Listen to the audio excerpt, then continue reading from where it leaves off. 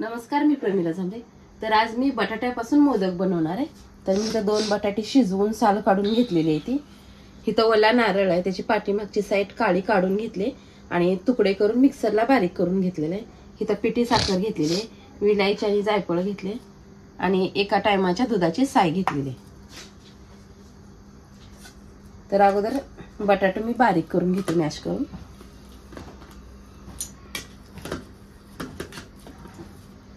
मी बटाटा मॅश करून घेतलेला आहे। गॅसवर कढई ठेवली आहे, कढईमध्ये 1 चमचा तूप टाकून घेतलेला आहे।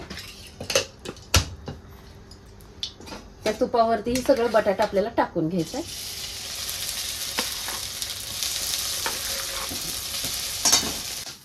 तर छान असं तुपावर मी ह्याला बटाट्याला मिक्स करून घेतलेलं आहे। ह्यातच नारळ मी टाकून घेते। नारळ 1-2 मिनिटं तुपावर बटाट्यात छान असं मिक्स करून घ्यायचं।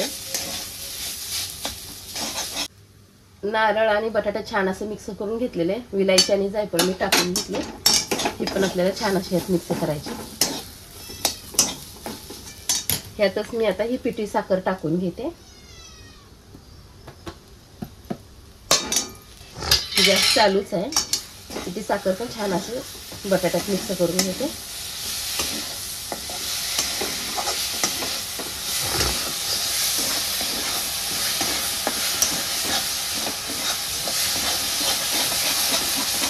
साखर गोड असते, साखरेमुळे बघा पाणी सुटलेलं आहे, ओलसरपणा येतो साखरेमुळे। ही दुधाची साय घेतलेली आहे घट्ट, ही पण मी ह्यात टाकून घेतली। तर ही साय पण आपल्याला छान अशी ह्यात मिक्स करून घ्यायची। गॅस माझा चालू आहे खाली बारीक। आता हे मिश्रण थोडंसं आपल्याला घट्ट होऊ द्यायचं आहे। तर बघा छान असा ह्याचा गोळा झालेला आहे। तर ह्याला एका प्लेटमध्ये मी काढून घेते थंड होण्यासाठी। थोडंसं आपण हे वाटण मिश्रण जे सगळं ते थंड करून घेऊया। तर मी 10 मिनिटं पीठ भिजत म्हणजे गार होण्यासाठी ठेवलेलं आहे। म्हणजे तोंडात भिजत आलेलं आहे, थंड होण्यासाठी ठेवलेलं आहे। तर आता मी मोदक करायला घेते। मी इथं मोदकचा साचा घेतलेला आहे आणि त्याला तूप पण लावून घेतलेलं आहे। आपण हे बटाट्याचं जे मिश्रण आहे ते ह्याच्यामध्ये घालून घेऊया।